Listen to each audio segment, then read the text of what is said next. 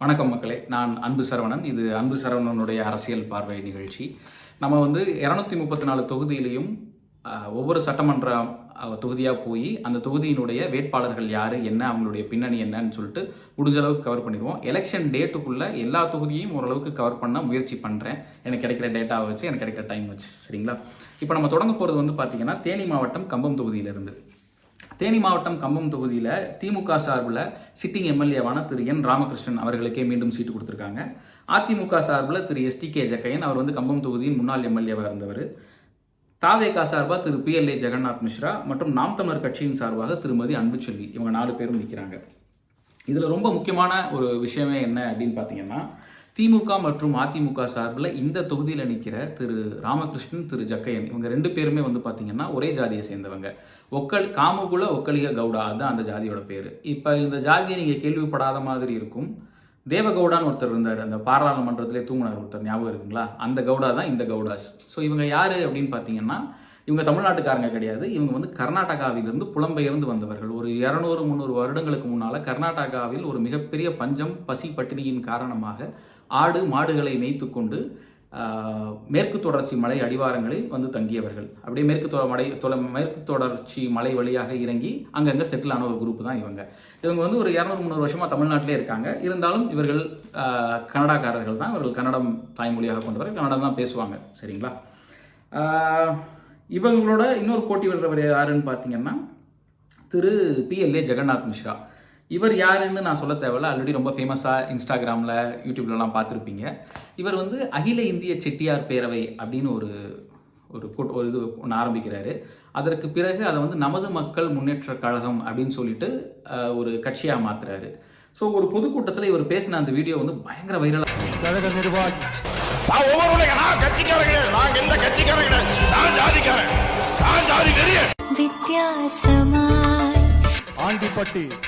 போயிட்டு இருக்கு. நான் 24 மணி தெலுங்கு செட்டி ஜாதி வெறியன் அப்படின்னு உணர்ச்சி பொங்க இவர் பேசியிருப்பாரு. அதில் பார்த்தீங்கன்னாலே தெரியும் அவருடைய ஆக்ரோஷம், அந்த ஒரு எமோஷன் எல்லாமே பயங்கரமாக கன்வே ஆகிருக்கும்.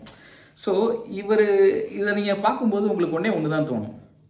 என்ன அப்படின்னா, எனக்கு தெரிஞ்ச வரைக்கும் நான் சொல்கிறேன், திரு விஜய் அவர்களுக்கு பார்த்தீங்கன்னா எப்போதுமே ஒரு ஃபேமிலி ஆடியன்ஸ் தான் அவரோட கோர் ஃபேன் பேஸ். எப்படின்னா, விஜய் அவர்களுக்கு சமகால போட்டியாளர் யாருன்னு பார்த்தீங்கன்னா அஜித். பட் அஜித்துக்கு இல்லாத ஒரு எட்ஜ் விஜய்க்கு என்ன இருந்தது அப்படின்னா, விஜய்க்கு எப்போவுமே ஒரு ஃபேமிலி ஆடியன்ஸ், ஒரு ஃபேன் பேஸ் எப்போவுமே இருக்கும். குடும்பத்தோடு போய் ஜனரஞ்சகமான படங்கள் விடுவார், குடும்பத்தோடு போய் அவருடைய படங்களை பார்ப்பாங்க. ஆனால் நல்லா கவனிச்சிங்க அப்படின்னா, விஜயோட இன்னொரு பெரிய ஃபேன் பேஸ் எது அப்படின்னா, ஒடுக்கப்பட்ட சமுதாயத்தை சேர்ந்த மக்கள். எப்படின்னா, இப்போது நீங்கள் பொதுவாகவே ஒரு பகுதிக்கு போகிறீங்க, அந்த இடத்துல அம்பேத்கருக்கு ஒரு சிலையோ ஒரு கட் அவுட்டோ ஒரு ஏதோ ஒன்று இருந்தது அப்படின்னா, அது பக்கத்துலேயே விஜய் ரசிகர் மன்றத்துக்கும் ஒரு சின்ன கட் அவுட்டோ ஏதோ ஒன்று இருக்கும். கிட்டத்தட்ட விஜய் அவங்க லைக் தே ஓன், லைக் அவங்க அவ்வளோ தங்களை சார்ந்தவராக பார்த்தாங்க விஜயை. இப்போ எனக்கு என்ன கேள்வி வருது இயல்பா அப்படின்னா, இப்போ இந்த டைனமிக்ஸ் எப்படி ஒர்க் ஆக போகுது? திரு ஜெகநாத் மிஸ்ரா அவர்கள் தன்னை ஒரு தெலுங்கு செட்டி ஜாதி வெறியன் அப்படின்னு சொல்லியிருக்காரு. இதில் நோட் பண்ண வேண்டிய இன்னொரு விஷயம் என்ன அப்படின்னா, அவர் தெலுங்கு செட்டி ஜாதி வெறியராக இருந்து கொண்டு அவர் ஆந்திராவிலேயோ தெலுங்கானாவிலேயோ தேர்தலில் நிற்கலை, தமிழ்நாட்டில் தேர்தலில் நிற்கிறார். அது ரொம்ப முக்கியமானது. அப்புறம் பொதுவாகவே இந்த ஜாதி வேற்றுமைகள் இதெல்லாம் எப்படி இருக்குன்னு பார்த்தீங்கன்னா, இந்த தன்னை விட கீழ் ஜாதியை ஒடுக்குவாங்க, தன்னைக்கிட்ட மேல் ஜாதிக்கிட்ட போய் கையை கட்டி நிற்பாங்க இல்லையா? அதுதான் அந்த ஒரு ஜாதி ஹைரார்க்கியவும்.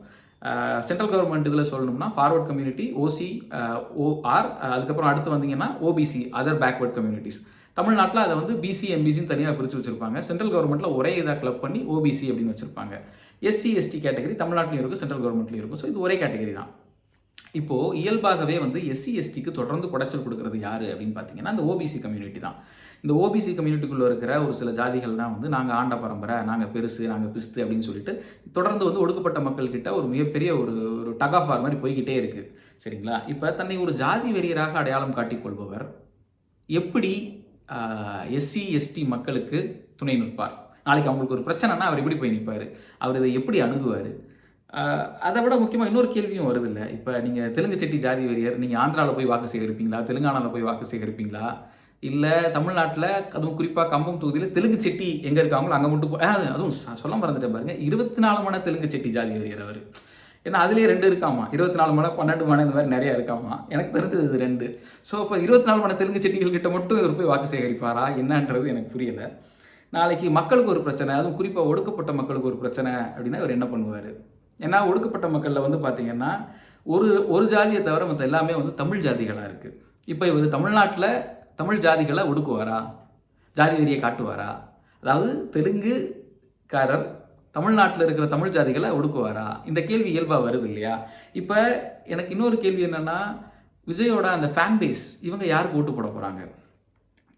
அன்ஃபார்ச்சுனேட்லி நான் விசாரிச்ச வரைக்கும் எல்லாருமே வந்து இவருக்கு தான் சொல்கிறாங்க. விஜய் ஃபேன்ஸ் எல்லாருமே நாங்கள் விஜய்க்கு தான் போடுவோன்றாங்க. இவரை பற்றி அவங்களுக்கு பெருசாக தெரியல. நான் ரொம்ப வருஷத்துக்கு முன்னாடி நான் சின்ன குழந்தையாக இருக்கும்போது வந்து நான் வந்து எங்கள் அப்பாட்ட எங்கள் அம்மாட்ட கேட்டிருக்கேன். நான் எம்ஜிஆர் இறந்ததுக்கப்புறம் தான் நான் பிறந்தேன். எனக்கு எம்ஜிஆருடைய படங்களோ எம்ஜிஆரோட ஆக்டிங்கோ அஸ் அ பர்சனாலிட்டியாக எம்ஜிஆர் என்னை அட்ராக்ட் பண்ணவே இல்லை. நான் அப்படி ஒன்றும் இது மாதிரி இல்லையே அப்படின்னேன். அப்போ எங்கள் அப்பா சொன்னார், பழைய கிழவிகள்லாம் வந்து தேர்தலில் யார் நிற்கிறான்லாம் பார்க்க மாட்டாங்க, எம்ஜிஆர் சின்ன ரெட்டலைக்கு போடு அப்படின்னு தான் பார்ப்பாங்க அப்படின்னாரு. நான் இப்போ யோசிச்சிருக்கேன், இதெல்லாம் அந்த காலம், என் காலத்தில் பாருங்கள் நாங்கள் என்னென்னலாம் பண்ணுறோம் பாருங்கள் அப்படின்லாம் யோசிச்சிருக்கேன். அன்ஃபார்ச்சுனேட்லி ஒரு 40லேருந்து 50 வருடங்கள் கடந்த பிறகும் மக்கள் இன்னும் அதே மனநிலையில் தான் இருக்காங்களோ அப்படின்னு தோணுது. ஏன்னா இப்போவும் நிறைய பேர் வந்து பார்த்திங்கன்னா விஜய் சின்னம் விசில், நாங்கள் விசில் போடுவோம் அப்படின்ற ஒரு குறிக்கோளோடு தான் இருக்காங்க. இவர் யார், இவருடைய பின்னணி என்ன, இவர் மக்களுக்கு நல்லது செய்வாரா, இல்லை இவர் எல்லா மக்களையும் சமமாக நடத்துவாரா? இப்போ நீங்கள் சொல்லலாம், இல்லைங்க அது அவர் அந்த செட்டியார் பேரவை ஆரம்பிச்சப்போ அவர் அப்படி நினச்சிருக்கலாம், இப்போ அவர் மாறி இருப்பார்ல, மாற்றம் ஒன்றை மாறாதது இல்லையா அப்படின்னு சொல்லலாம். ஒரு சில கோர் ஹியூமன் வேல்யூஸ் மாறிடுமா கேட்குறேன் நான். அதாவது பிறப்பிலிருந்து ஜாதி வெறியராக 24 மனை தெலுங்கு செட்டி ஜாதி வெறியராக இருப்ப ஒருவர் திடீர்னு இன்னைக்கு விஜய் கட்சியில் தேர்தலில் நிற்கிறாரு, இந்த 5 வருஷத்தில் அப்படியே உடனே வந்து எல்லாருக்கும் பொதுவானவராக மாறிடுவாரா? அது எனக்கு தெரியலை. நாளைக்கு இல்லைனா இப்படி ஒரு சென்சிட்டிவான ஒரு கொஸ்டினே கேட்குறேன். நாளைக்கு 24 மனை தெலுங்கு செட்டி சேர்ந்த ஒரு பெண்ணோ ஒரு பையனோ வேறு ஏதாவது ஒரு ஜாதி, அதுவும் ஒடுக்கப்பட்ட ஜாதியாக இருக்கணும் கூட அவசியம் இல்லை, வேறு ஏதாவது ஒரு ஜாதியை சேர்ந்த தமிழ் ஜாதினே வச்சுக்கோங்களேன், ஒரு பையனோட பொண்ணோட ஒரு விரும்புகிறாங்க அப்படின்னா ஒரு தலைமையில் கல்யாணம் பண்ணி வச்சுருவார். அவர் என்ன பண்ணுவார்? அவர் கேட்குறேன், உங்களுக்கு தோணுது சொல்லுங்கள். நான் முன்னாடியே சொன்ன மாதிரி அதனால் இதெல்லாம் வந்து விஜய் வந்து மாற்றத்திற்கான அரசியல்வாதிலாம் கிடையாது. நல்லா கவனிச்சிங்கன்னா இரு பெரும் திராவிட கட்சிகளும் திராவிடர்கள், அதாவது கன்னடிகாசை தேர்தலில் நிப்பாட்டியிருக்காங்க. விஜய் என்ன பண்ணியிருக்காருன்னா அவங்களுக்கு போட்டியாக, அதாவது கன்னடிகாஸுக்கு போட்டியாக ஒரு தெலுங்குக்காரராக தமிழ்நாட்டு தொகுதியில் நிப்பாட்டியிருக்காரு. எப்படி விஜய் ட்விஸ்ட் பார்த்தீங்களா? மாற்றத்தை கொண்டு வந்திருக்காரு அங்கே. ஆக எனக்கு என்ன புரியலை அப்படின்னா, விஜய்க்கு மாற்றத்தை கொண்டு வருவார் நம்புறவங்க எல்லாருமே இதை கவனிச்சுக்கோங்க. விஜய் வந்து மாற்றத்திற்கான ஆள் கிடையாது. அவருடைய கட்சியில் முந்தானத்து சேர்ந்தவங்களுக்கு வாய்ப்பு கொடுப்பாரு, கள்ளசாராய வியாபாரிகளுக்கு வாய்ப்பு கொடுப்பாரு, கஞ்சா கடத்துறவங்களுக்கு வாய்ப்பு கொடுப்பாரு, கடத்தல் வியாபாரிகளுக்கு வாய்ப்பு கொடுப்பாரு, மணல் கொள்ளையர்களுக்கு வாய்ப்பு கொடுப்பாரு, மண்ணை மனித வளத்தை காடுகளை மலைகளை சுரண்டுறவங்க எல்லாத்துக்கும் வாய்ப்பு கொடுப்பாரு, ப்ரொவைடட் அவங்கக்கிட்ட காசு இருந்தால். அவருக்காக 30 வருஷம் படம் பார்த்தவன், ஸ்டார் ஆக்கினவன், அவருடைய ரசிகர் மன்றத்தில் பெரிய பொறுப்பில் இருந்தாலும் எவனுக்கும் எதுவும் தரமாட்டார். ஏன்னா அவரை பொறுத்த வரைக்கும் காசு கொடுத்தா சீட்டு, இதுதான் உண்மை. இவரால் பணம் செலவழிக்க முடியும். ஏன்னா இவரே வந்து பிஹைண்ட் வுட்ஸ்லையோ இல்லைனா ஏதோ ஒரு அந்த பசுமை வீடம்லையோ வந்து ஒரு தன்னுடைய தோட்டத்தை வந்து அழகாக காமிச்சிருப்பார். எனக்கு இவ்வளோ தோட்டம் இருக்குங்க, இத்தனை ஏக்கர் இருக்குங்கன்னு பெருமையாக பேசியிருப்பார். அதை வச்சு தான் நான் சொல்கிறேன், சரிங்களா? ஆக விஜய் அவர்கள் வந்து எல்லளவும் மாற்றத்திற்கான அரசியல்வாதி கிடையாது. அவருக்கு அந்த தாட் ப்ராசஸும் கிடையாது. திமுக அதிமுக என்ன பாதையில் பயணிக்கிறதோ அதே பாதையில் அப்படியே பிசகு மாறாமல் பயணிப்பவர் தான் விஜய். விஜய்க்கு அரசியல் மாற்று அரசியலை பற்றின எந்த ஒரு புலமையும் கிடையாது, எந்த ஒரு என்ன சொல்கிறது, ஒரு பிரக்கையே அவருக்கு கிடையாது. அதெல்லாம் எனக்கு தேவையில்லப்பா, நான் தேர்தலில் நிற்கணும், நான் வந்து சிஎம் ஆகணும் அப்படின்ற ஒரு இதில் தான் இருக்காரு ஒழிய அவருக்கு வந்து மாற்றம்னா என்ன, அதெல்லாம் எதுவுமே கிடையாது, சரிங்களா? சரி, இப்போ இரு பெரும் திராவிட கட்சிகளும் திராவிடர்களை நிப்பாட்டிட்டாங்க. இது போக திரு விஜய் அவர்களும் ஒரு தெலுங்குக்காரரை நிப்பாட்டியிருக்காரு. தமிழர்களுக்காக குரல் கொடுக்குற நாம் தமிழர்னு ஒரு கட்சி இருக்குது பார்த்தீங்களா, அவங்க யாரை நிப்பாட்டியிருக்காங்கன்னு பார்த்தீங்கன்னா அதில் தான் பெரிய காமெடி. அவங்களோட கேண்டிடேட் பேர் திருமதி அன்புச்செல்வி.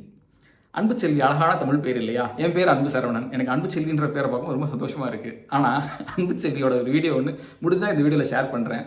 அவங்க வந்து தெருவாக வாக்கு சேகரிக்கிறாங்க. வாக்கு சேகரிக்கும் போது அவர்கள் என்ன மொழியில் வாக்கு சேகரித்திருப்பார்கள்னு நீங்கள் நினைக்கிறீங்க? சும்மா கெஸ் பண்ணுங்கள். அழகாக போய் கன்னடத்தில் வாக்கு சேகரிக்கிறாரு. தமிழ்நாட்டில் கம்பத்தில் இருக்கிற ஒரு தொகுதியில் போய் கன்னடத்தில் வாக்கு சேகரிக்கிறார். மீனிங் அன்புச்செல்வி அவர்கள் தமிழர் கிடையாது. அன்புச்செல்வி அவர்களும் அந்த நான் முன்னாடி சொன்ன அந்த ஒக்கலிக கவுடா அப்படின்ற ஒரு ஜாதியை சேர்ந்த விவசாயத்தின ஓட்டுகள் பந்தேரி இது விவசாயத்தின காய்க்காண்டி வெட்டா எல்லாம் நம்ம ஆடு மாடு எல்லாம் விவசாயம் தான் பண்றோம். நாங்க வந்து 500 1000க்கு பார்த்து எங்களை மாதிரி அதெல்லாம் தெருவில் போட்டு விட்டுறாதீங்க. கொஞ்சம் தடவை யோசிச்சு சிந்திச்சு போடுங்க. நம்ம வேட்பாளர் மற்ற வேட்பாளர் வீட்டு பக்கம் வருவாங்கன்னு தெரியாது. நாங்க தெருவா அலைஞ்சு போட்டுக்கிட்டு இருக்கோம். நீங்க எப்ப கூப்பிட்டாலும் வருவோம். உங்களுக்கு எந்த உதவினாலும் சேர்ந்தவர்.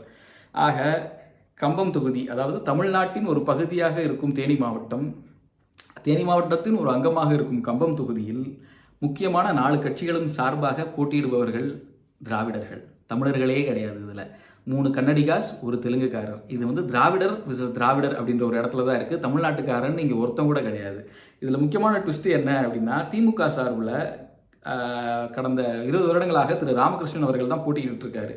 கடந்த ஒரு 10 வருஷமாகவே எனக்கு தெரிஞ்சு திமுக பிரதிநிதியாக இருந்து திரு ஜெயக்குமார் அவர்கள் வந்து தொடர்ந்து சீட்டு கேட்டுக்கிட்டே இருந்தார், தொடர்ந்து புறக்கணிக்கப்பட்டுக்கிட்டே இருந்தார். இப்போ அவர் எனக்கு தெரிஞ்சு மார்ச் 31, 2026 அதிமுகவில் போய் சேர்ந்துட்டார்.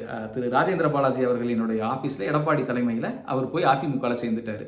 ஸோ தொடர்ந்து 2 பெரும் திராவிட கட்சிகளும் தமிழர்களை இந்த தொகுதியில் புறக்கணிக்குதா,